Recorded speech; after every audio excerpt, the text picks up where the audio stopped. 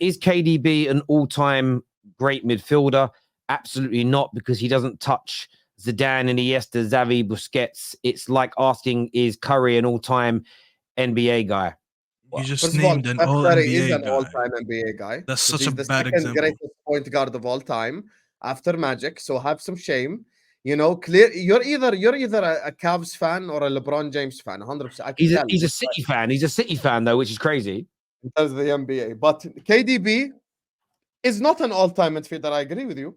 He's an all-time Premier League midfielder, just not a general midfielder.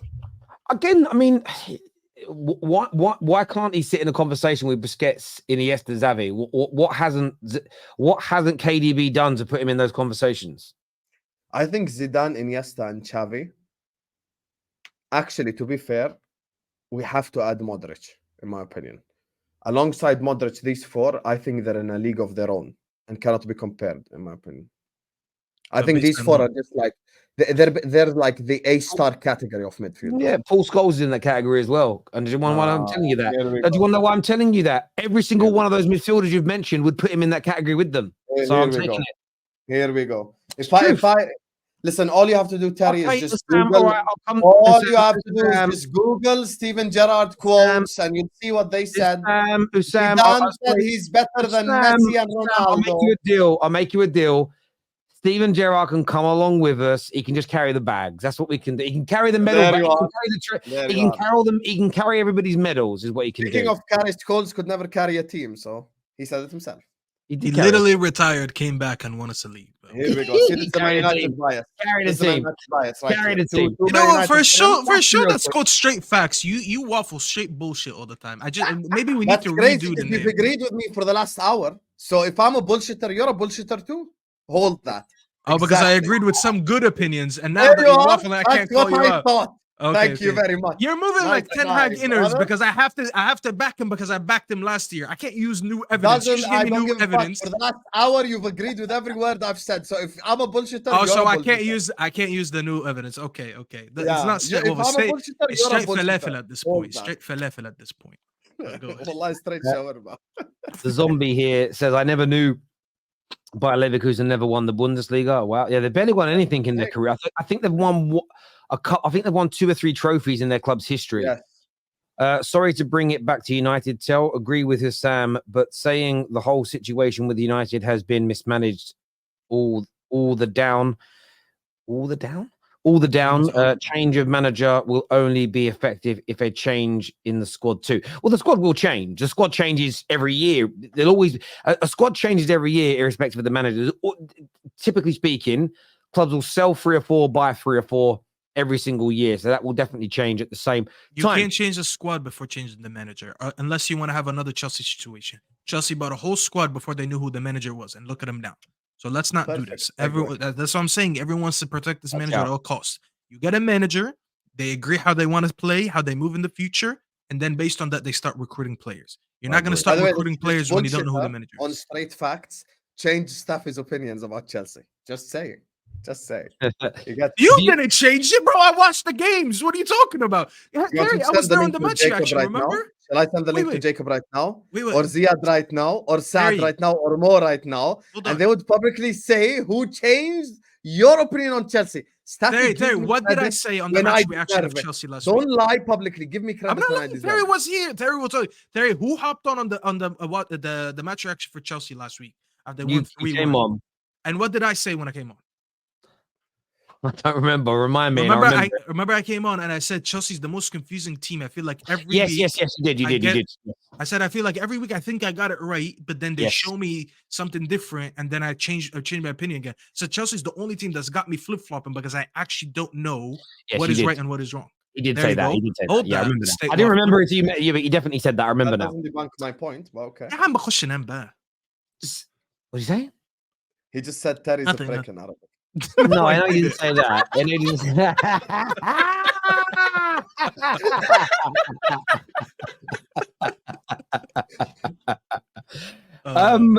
Speaking of Chelsea, are they going to do Arsenal and Liverpool a favour this weekend? They take on Manchester City. Sam, how do you see this game going? Chelsea. Chelsea, Chelsea. It's the shittest song in football history. I'll be honest with you. It's so fucking boring as well. They just chant that shit for 90 minutes. Chelsea are getting something at the Etihad. They are. I called it before the Palace game. Terry called me crazy, and it ended up being a 2-2 draw, exactly what I predicted. Listen, what does Pochettino have in his DNA? Tottenham Hotspur. What is Tottenham Hotspur? City's bogey team. It's just so written in the stars.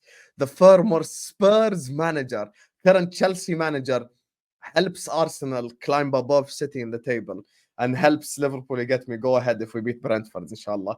I'll be honest with you. I think Chelsea are going to get something. I think it's going to be possibly could be a high scoring draw or just a low scoring draw. The one thing I'll say is, and I'm being okay, like there's no need for me to, I'm not even being shameless or anything. There are two performances against City this season where they got absolutely destroyed. And that's Aston Villa away, where Aston Villa just hammered them. And the second game was Stamford Bridge. Chelsea did not only get a draw, Chelsea were the much better team. Like Chelsea were by far the much better team.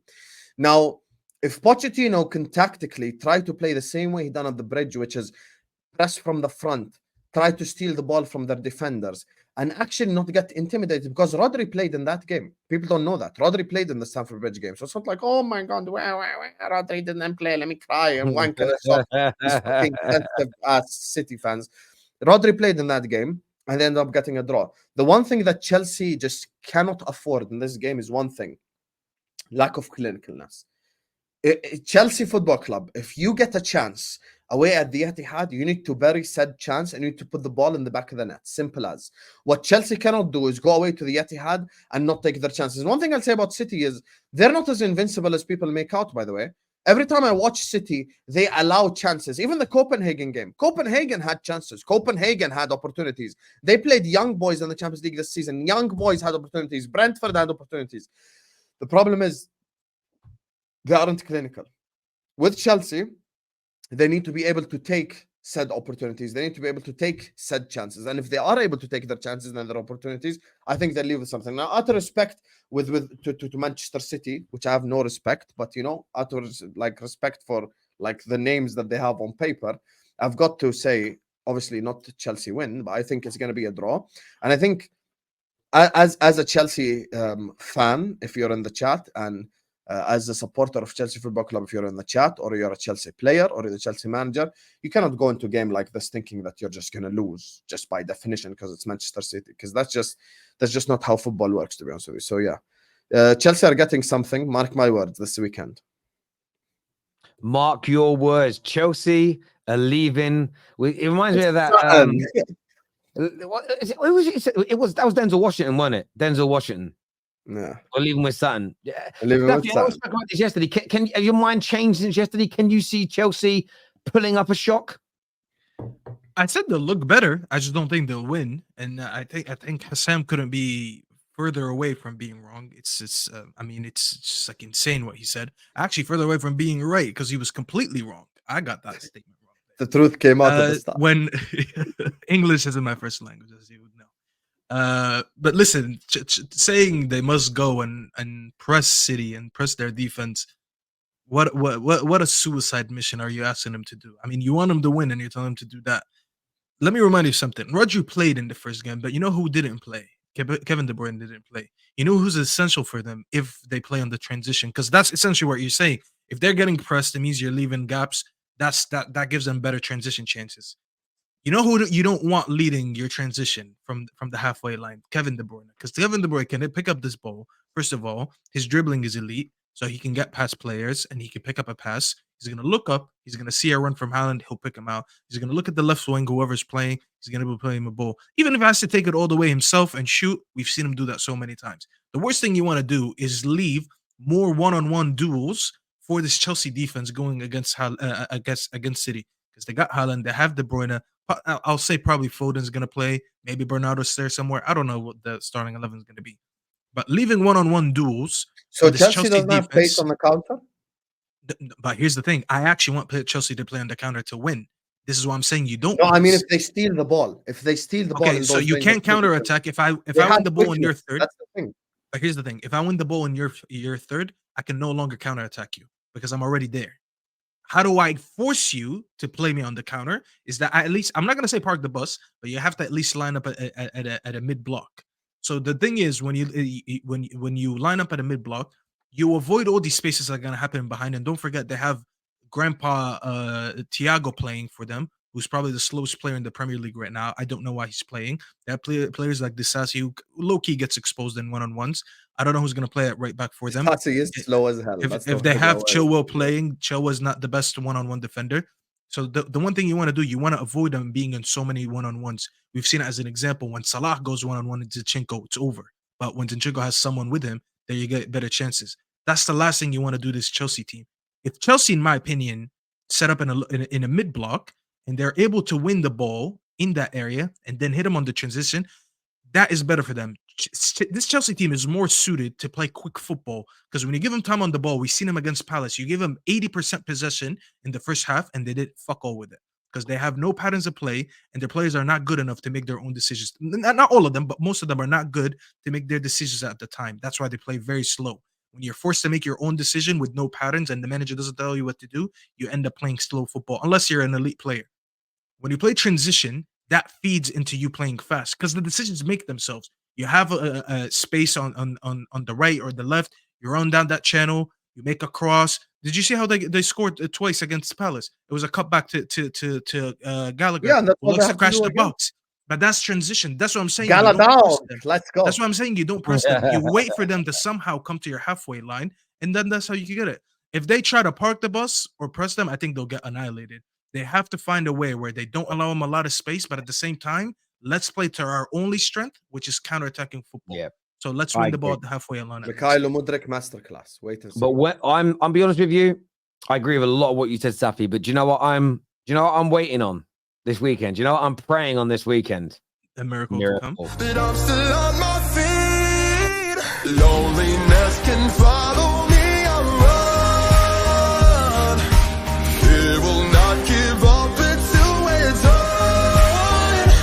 God knows things could be better, but I'm trying to keep it together. I'm still waiting on a miracle to come.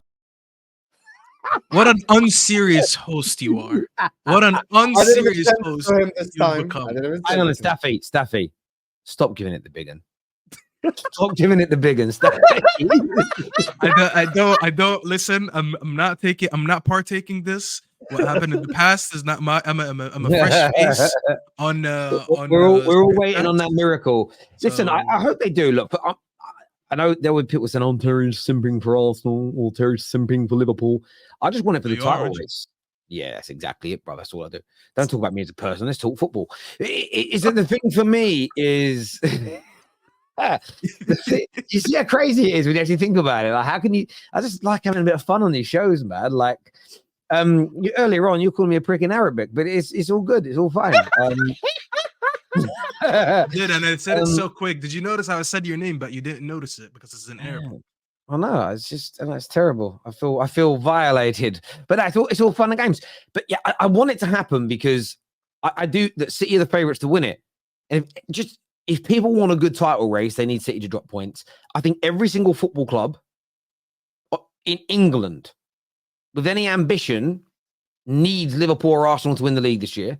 Anybody doing a four-peat, any team potentially doing back-to-back trebles, they complete football to a certain degree. No one's ever achieving that again, in my view. 130 plus years of history, done once. We're all going to be dead, long gone, dust, worms in the ground, worm food, whatever it is. We're done. We're finished, right? All living in paradise, or wherever it may be. But we're done. We're not on this mortal coil anymore when that gets broken, if it ever gets broken. So we should all be hoping for that to happen. I just can't see it. I'm praying and hoping that the football gods or the City get a bit complacent or they mess up. I pray Chelsea take something off them. I pray to every god that's ever been muttered into existence that it happens, but we'll see. We'll see. Chelsea will be 2-0 up and then City score twice. 2-2. You're going for a Desmond 2-2? 2-2 right now. Chelsea 2-2. 100%.